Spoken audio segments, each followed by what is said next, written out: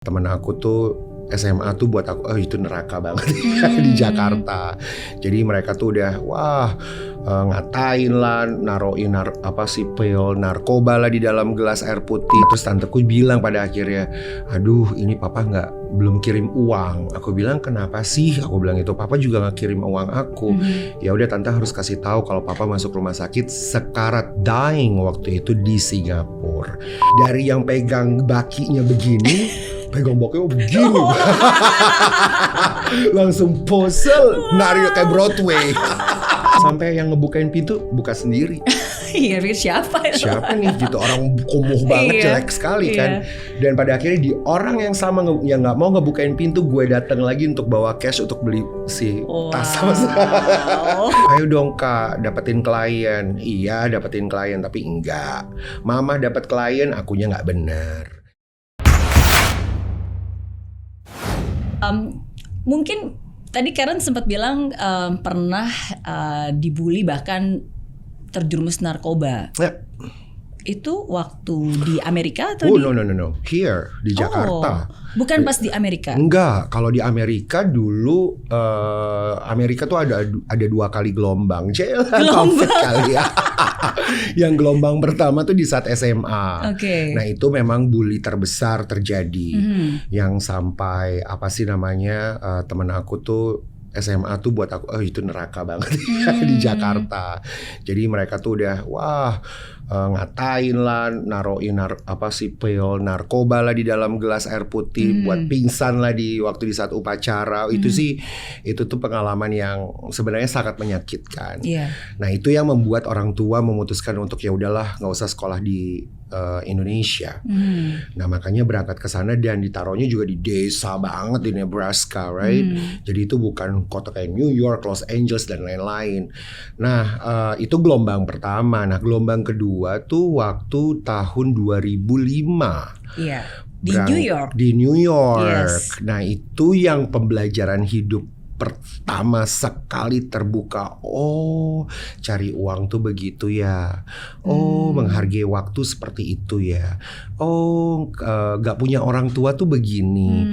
Harus tahu nyuci sendiri, manajemen waktu, bertanggung jawab, bekerja dengan baik, dikatain sama orang tetap harus tegar.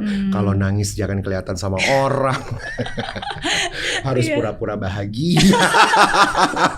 Jadi tapi itu agak mungkin nggak seindah yang Karen bayangkan kali ya. Karena pertama kali when you went to New York, it was like, oh this is so me. Iya, of course. Justru itu yang membuat aku nggak mau pulang lagi sebenarnya.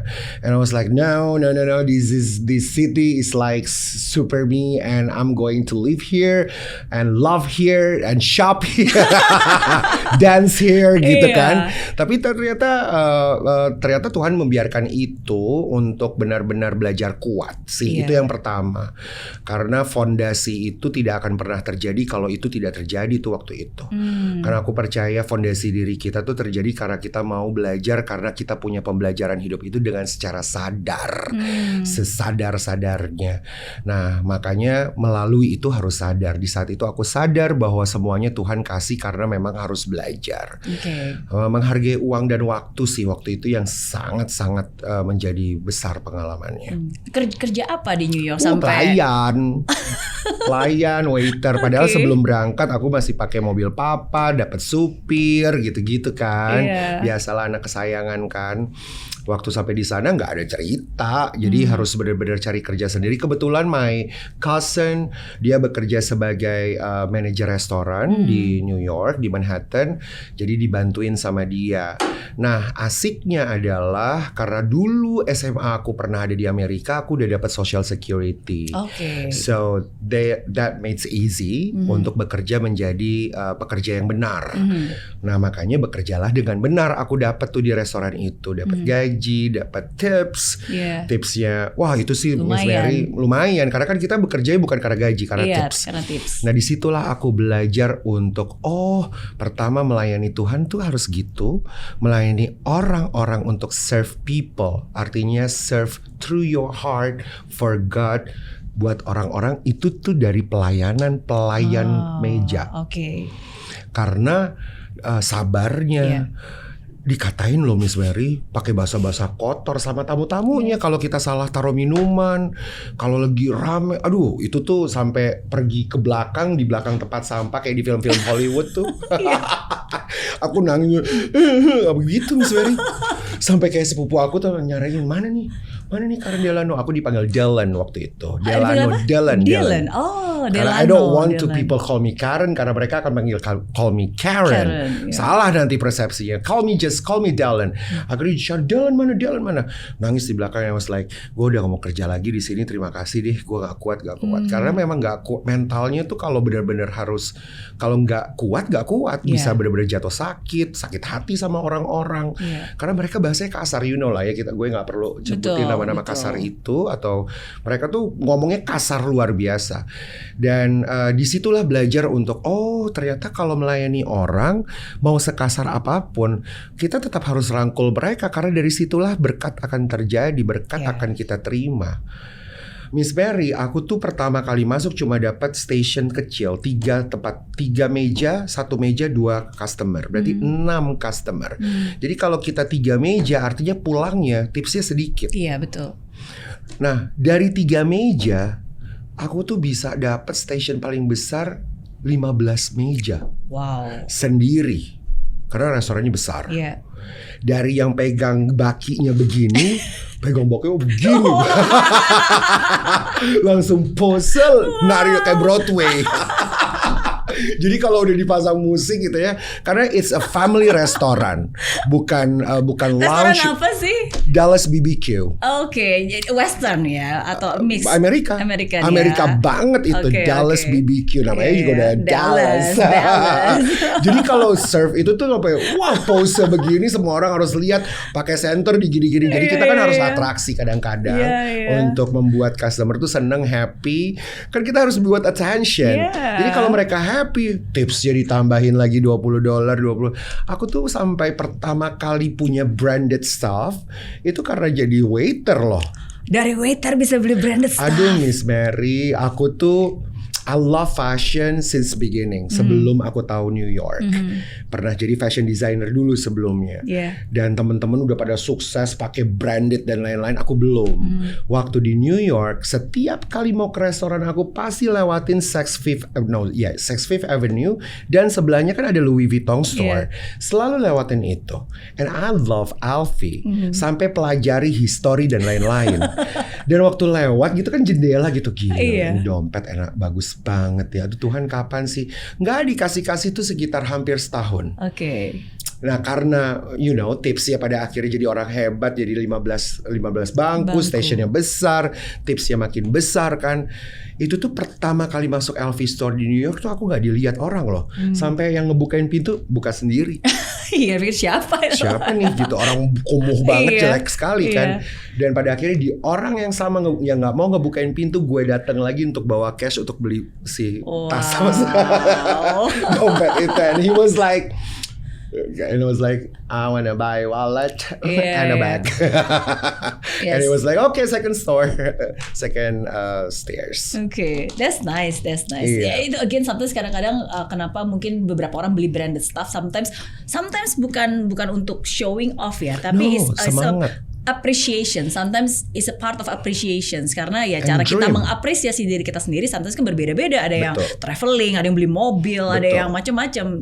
One of the ways basically for you is to buy branded stuff, because ya itu salah satu contoh untuk bisa mewujudkan mimpi. Betul. Karena kadang-kadang kan kita harus tahu ya bagaimana kita harus punya mimpi-mimpi walaupun kecil-kecil kan, sampai yang paling besar. Setuju. Yang kecil-kecil itu yang membuat kita hidup sebenarnya. Setuju. Karena kita mau bekerja, bertanggung jawab, ya kan, menghargai waktu, itu kan karena mimpi.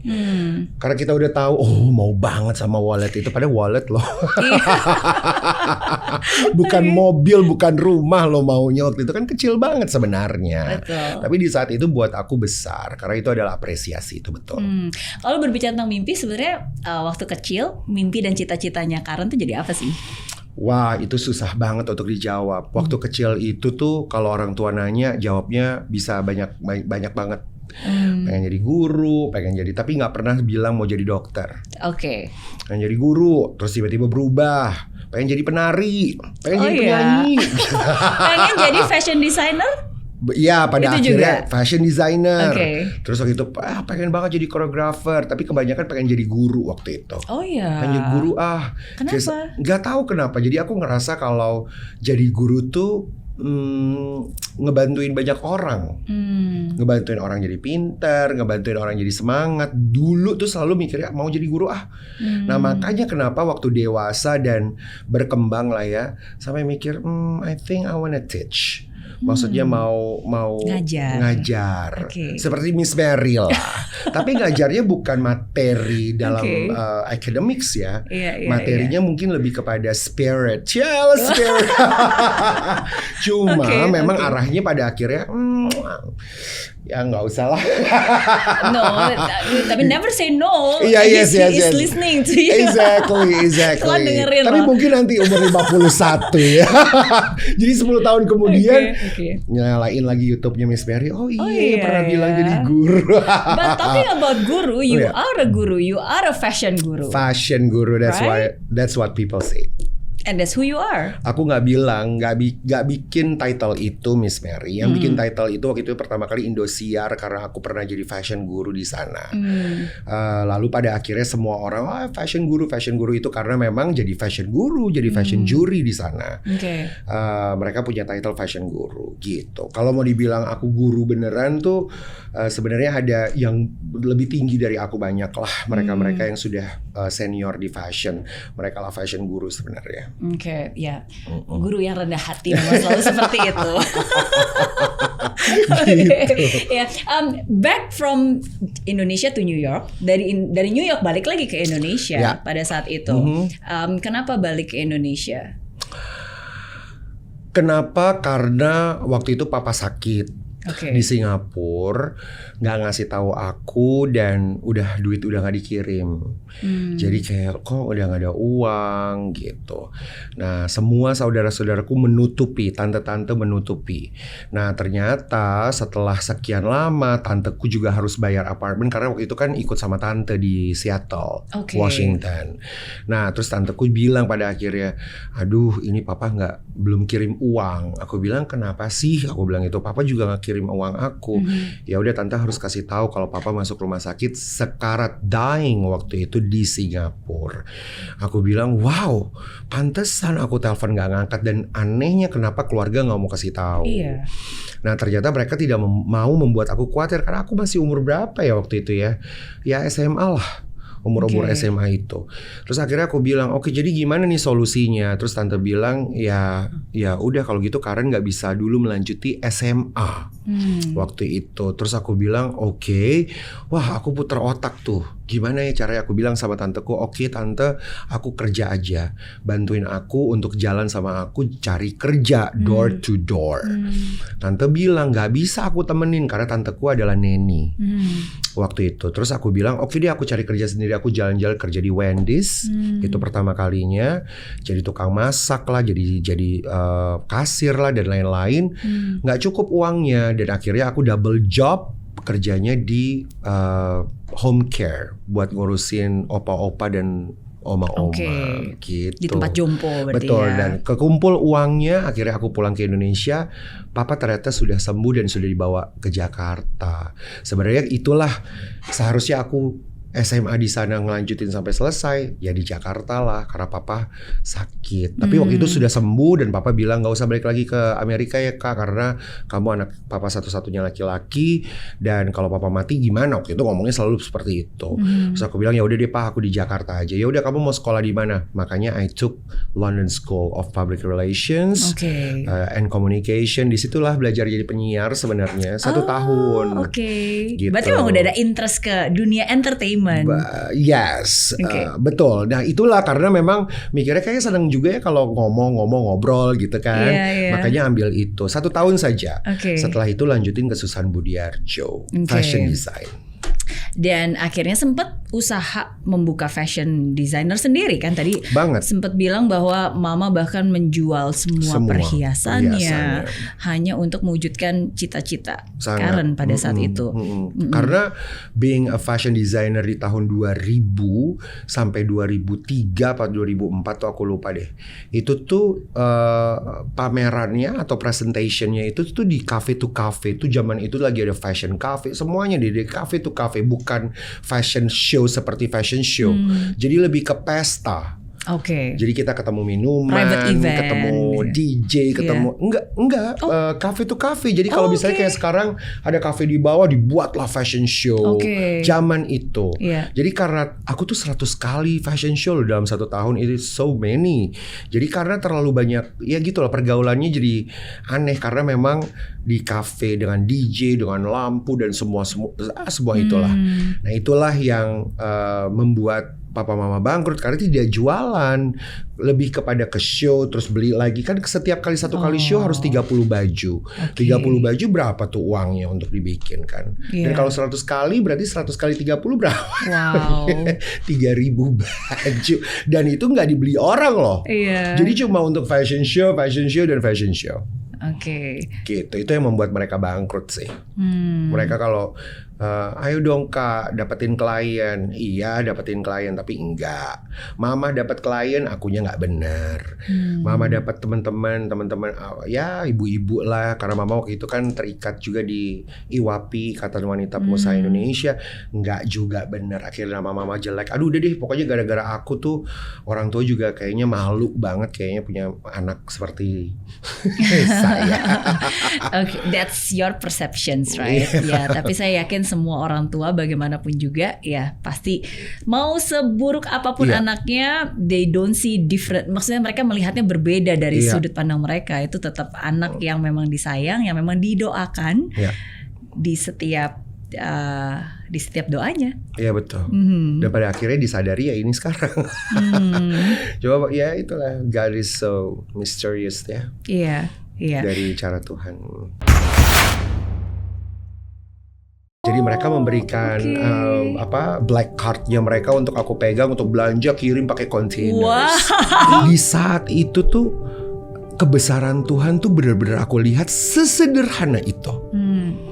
Nah waktu pulang ke Jakarta, aku udah gak ingat itu semua loh Miss Mary karena terlalu khawatir.